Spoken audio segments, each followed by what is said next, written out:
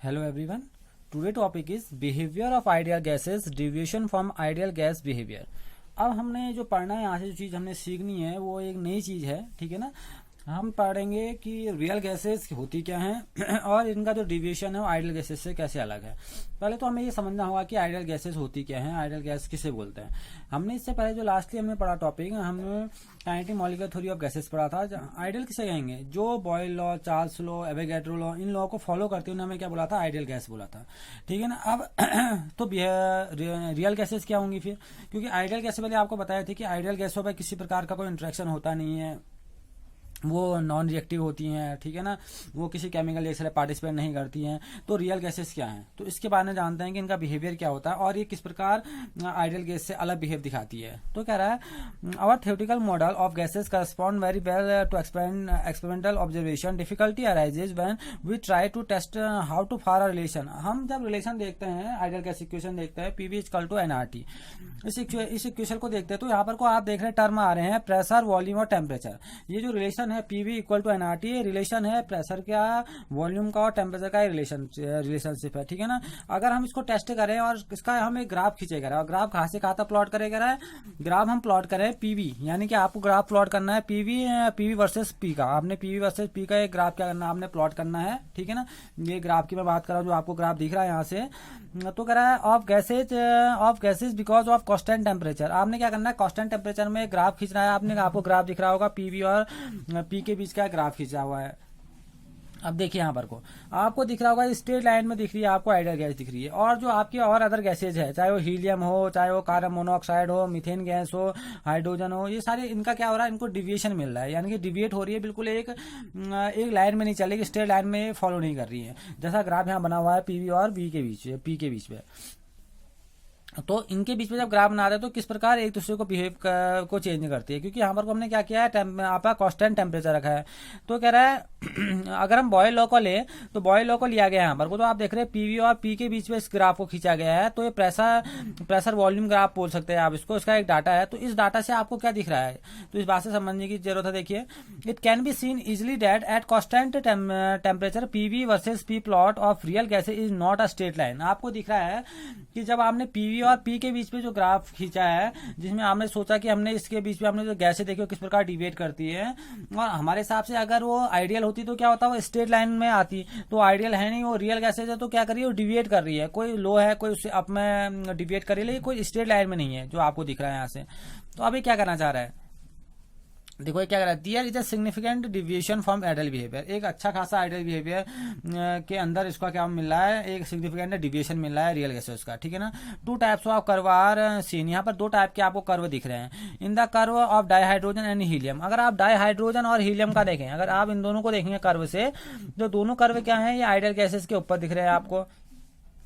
तो क्या कह रहा है, देखिए इस बात को समझिए। Two type of curves are seen in the curve of dihydrogen and helium as the pressure increases the value of PV also increase. आप देख रहे हैं जैसे जैसे प्रेशर इंक्रीज हो रहा है तो क्या हो रहा है, आपको पीवी की वैल्यू भी क्या हो रही है, इंक्रीज हो रही है। आप देखिए ये वैल्यू भी लगातार क्या हो रही है, बढ़ रही है। जैसे जैसे प्रेशर बढ़ रहा है तो हीलियम और जो हाइड्रोजन है उनका भी डिविएशन क्या हो रहा है, इंक्रीज हो रहा है, वही बढ़ रही है। तो इसका इन दोनों से हमें क्या देखने को मिल रहा है, ये देखने को मिल रहा है कि प्रेशर जैसे इंक्रीज कर रहे हैं, जो वैल्यू है पीवी की वो भी क्या हो रही है, इंक्रीज हो रही है, ठीक। The second type of plot is seen in the case of other gases. अगर आप अदर गैस देखे, चाहे कार्बन मोनोऑक्साइड को देख लें या मीथेन को देख लें, आप इसको देख लीजिए, मीथेन को और कार्बन मोनोऑक्साइड को देख लीजिए, इन दोनों गैसेज को, तो यहाँ पर का डिविएशन थोड़ा चेंजेबल है। तो इन प्लॉटों में क्या हो रहा है, इन प्लॉट में अगर आप देखेंगे फर्स्टली ये क्या हो रहा है, इनके ये नेगेटिव डिविएशन को दिखा रहे हैं आइडियल बिहेवियर में, यानी कि आइडियल गैसेस से क्या है, नीचे की ओर है। तो इससे क्या समझ में आ रहा है, तो देखिए कह रहा है in this plot first there is a negative deviation from ideal behaviour. ये आइडियल बिहेवियर के अंदर का किसको दिखा रहे हैं, नेगेटिव डिविएशन को दिखा रहे हैं, नीचे की ओर आ रहा है अगर आपको दिख रहा है। अब इसमें हो क्या रहा है, इसको समझते। देखिए the PV value decreases, PV की वैल्यू डिक्रीज हो रही है जैसे आप क्या कर रहे हैं, प्रेशर को इंक्रीज कर रहे हैं। देखिए जैसे जैसे आप प्रेशर इंक्रीज कर रहे हैं, जो पीवी की वैल्यू हो रही है क्या हो रही है, डिक्रीज हो रही है, क्योंकि वो आइडियल जो आपकी स्ट्रेट लाइन है उससे भी क्या हो रहा है, नीचे ग्राफ बढ़ रहा है। तो ये कह रहा है decreases increase the pressure and reach to the minimum value characteristics of gas. ये अपनी मिनिमम वैल्यू तक ही पहुंच रहा है। आप देख रहे हैं अपने मिनिमम वैल्यू तक पहुंचा, जहां तक ये नीचे जा सकता है वहां तक ये पहुंच रहा है, ठीक है ना। तो कह रहा है minimum value of characteristics of gas after that PV value start increasing. और उसके बाद जैसे आपने मिनिमम वैल्यू तक पहुंचता है उसके बाद लगातार क्या होने लग जाता है, इंक्रीज होने लग जाता है जैसे आप प्रेशर को बढ़ाते चले जाते हैं।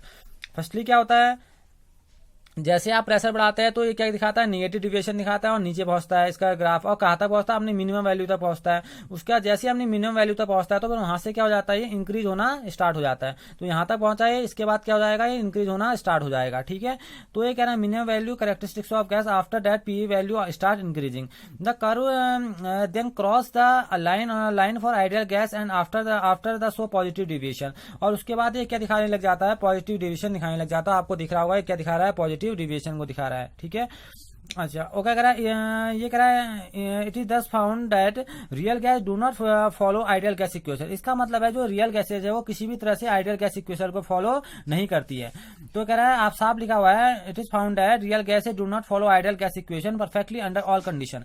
अगर आप सारी ऑल कंडीशन बना भी देंगे तो भी ये क्या होती है, जो आपके रियल गैसेज होती है आइडियल गैसों के बिहेवियर को फॉलो नहीं करती। क्योंकि हमने क्या किया, हमने पीवी और पी के बीच में ग्राफ लिया और टेम्परेचर को क्या रखा था, कांस्टेंट रखा था, यानी कि एक आइडियल इक्वेशन, हमने एक आइडियल मॉडल दिया था इसको। उसके बावजूद क्या हुआ कि इसने आइडियल बिहेवियर को शो नहीं किया रियल गैसेज ने। तो ये कह रहा है deviation from ideal behaviour also becomes apparent with pressure versus volume. अगर आप प्रेशर और वॉल्यूम का ग्राफ बनाते हैं तो भी आपको इसी प्रकार का डिविएशन मिलेगा। ठीक है ना, तो ये डिविएशन को यहाँ पर को हम क्या करेंगे, शो करेंगे। तो देखिए इस चीज को, ये क्या कर रहा है, theoretically calculate from Boyle law ideal gas should. अब देखो हम क्या करें, अगर हम बॉयल लॉ को लें या हम चार्ल्स लॉ को लें, कोई भी वैल्यू को लें, तो उसमें क्या होता है, ये इन जो ये ग्राफ होते हैं इन ग्राफों को ये चीजें फॉलो नहीं करती। यानी कि इनका जो रियल गैसेस का जो ग्राफ आता है आइडियल बिहेवियर से क्या होता है, चेंजेबल होता है। ठीक है, तो कह रहा है देखिए फिगर 0.59 को अगर आप देखेंगे तो ये प्रेशर और वॉल्यूम के बीच में ग्राफ बनाया गया है। ठीक है, तो कह रहा है so these plot is apparent that very high pressure and measured volume is more than calculated volume at a low pressure measured and calculated approaches each other। देखिए वॉल्यूम लो होगा तो एक दूसरे से कहीं पर कोई मिल रहे हैं, अगर आपको दिख रहा है यहाँ पर को, जैसे ही इसका वॉल्यूम क्या हो रहा है, इंक्रीज हो रहा है, बहुत ज्यादा बढ़ रहा है, तो देखिए ये जब नीचे की ओर आ रहा है तब यहाँ पर को कहीं पर को आपको दिख रहा है कि जो आइडियल बिहेवियर है वो किसके बराबर हो जा रहा है, वो रियल गैसेस के बिहेवियर के बराबर हो जा रहा है। जी यहाँ पर को कहीं पर कोई मिल रहा है। तो ये क्या करा, अगर आप समझने की बात कहेंगे तो क्या करा है, एट वेरी हाई प्रेशर, अगर हाई प्रेशर में आप मेजर करेंगे, measured volume is more than the calculated volume. जो मेजर वॉल्यूम होगा वो कैलकुलेटेड वॉल्यूम से बहुत ज्यादा होगा। ठीक है ना, क्योंकि आपको दिख रहा है जो रियल गैसेस है वो आगे आ रही है और आइडियल गैसेस पीछे हो रही है। लेकिन वो क्या करा है, जैसे आप लो प्रेशर पे इस चीज को करेंगे तो आपको ऐसा लगेगा जो इनका वॉल्यूम होगा वो क्या होगा, एक दूसरे को यहाँ पर कॉन्साइड करता है, यहाँ पर को मिलते हैं, एक दूसरे से कोएग्जिस्ट फॉर्म में मिल जाते हैं यहाँ पर को। ये कब होगा, लो प्रेशर में यहाँ पर को बात हम कर सकते हैं। ठीक है ना, तो ये इस ग्राफ को दिखा रहा है प्रेशर और वॉल्यूम में। तो कुछ यहाँ से कुछ कंक्लूजन निकले हैं, उस कंक्लूजन की बात भी हम करेंगे कि ऐसा क्यों होता है। इट इज फाउंड है real gas do not follow Boyle law. हमने ये देखा कि जो रियल गैसेज होती हैं वो बॉयल लॉ को फॉलो नहीं करती हैं। ठीक है ना, Charles law and Avogadro law perfectly under all condition. अगर हम अब देखिए अब ये क्या करा है, अगर हमने ये फाउंड किया कि जो रियल गैसेज होती है do not follow Boyle law, Charles law and Avogadro law perfectly all condition. आप चाहे कितनी अच्छी कंडीशन रख दीजिए, चाहे जैसे आपने चार्ल्स लॉ में कंडीशन रखी, एवोगाड्रो में रखी या बॉयल लॉ में रखी, ऐसी कंडीशन में आप रखेंगे तो ये रियल गैस है फिर भी आइडियल गैसेस की तरह बिहेवियर नहीं दिखाती है। इससे दो क्वेश्चन हमारे माइंड में आते हैं। वो दो क्वेश्चन क्या है उसको समझते हैं। पहला है why do gases deviate from the ideal behaviour. ऐसा क्यों हुआ कि गैसेज जो हमारी जो रियल गैसेज थी वो डिविएट होगी आइडियल बिहेवियर से। एक क्वेश्चन निकल के तो ये आया कि जो हमने देखा हमने सारी कंडीशन वही रखी जो हमने Boyle law, Charles law, Avogadro में रखी, तो इसने आइडियल गैस की तरह काम कर लेना चाहिए था रियल गैस ने, लेकिन ऐसा नहीं हुआ। ठीक है ना, तो पहला क्वेश्चन माइंड में आया कि गैसेज डिविएट क्यों हुई। सेकेंड आया what are the condition under which gas deviate from ideally. अब कौन सी ऐसी कंडीशन थी जिसकी वजह से जो ये जो गैसेस थी ये क्या होगी, आइडली जो आपकी आइडियल कंडीशन थी उससे डिविएट कर गई। ठीक है, तो यहाँ पर को दो क्वेश्चन आपके सामने निकल के आते हैं। जब ये दो क्वेश्चन निकल के आते हैं तो यहाँ पर से नई चीज निकल के आती है रियल गैसेस के बारे में कि रियल गैसेस एक्चुअल में होती क्या थी। अब हमें ये दो क्वेश्चन का अगर आंसर चाहिए तो हमें जाना पड़ेगा काइनेटिक थ्योरी ऑफ मॉलिक्यूलर, जो हमने kinetic molecular theory of gases पढ़ा था उसकी ओर जाना पड़ेगा। ठीक है ना, तो क्या था देखिए, कह रहा है अगर हमें इसका आंसर चाहिए तो हम क्या करेंगे, उसके एजम्पशन की ओर चलेंगे, kinetic molecular theory of gases की ओर। तो क्या है देखो, कह रहा है there is no force of attraction between the molecule of a gas. इसने कहा था जो मॉलिक्यूल ऑफ गैस है उनके बीच में, गैस के जो मॉलिक्यूल है उनके बीच में कोई भी फोर्स ऑफ अट्रैक्शन काम नहीं करता है। जब हमने किसके बारे में की थी, आइडियल गैसेस के बारे में बात की थी। Secondly volume of the molecule of a gas is negligible small in comparison to the space occupied by a gas. उसने क्या देखा उन्हें दूसरे पॉइंट में क्या बताया था कि टोटल वॉल्यूम जितना भी गैस का होगा, और उसके कंपेरिजन में अगर आप एक मॉलिक्यूल का अगर आप वॉल्यूम देखेंगे तो कितना उसने क्या माना था, नेग्लिजिबल माना था, शून्य माना था, 0 माना था। लेकिन ये दोनों ही पॉस्टुलेट अपने आप में चेंज हो जाते हैं, और इन्हीं के करेक्शन की वजह से यहाँ पर को निकल के आती है वान डर वाल इक्वेशन, जिसे बताया था वान डर वाल को ही बुलाया था रियल गैसेस का फादर बुलाया था, उन्होंने बताया था रियल गैसेस के बारे में वान डर वाल्स ने। और इन्हीं दो क्लॉज को लेके, इन्हीं दो पॉइंटों को लेके उसने करेक्शन किए थे।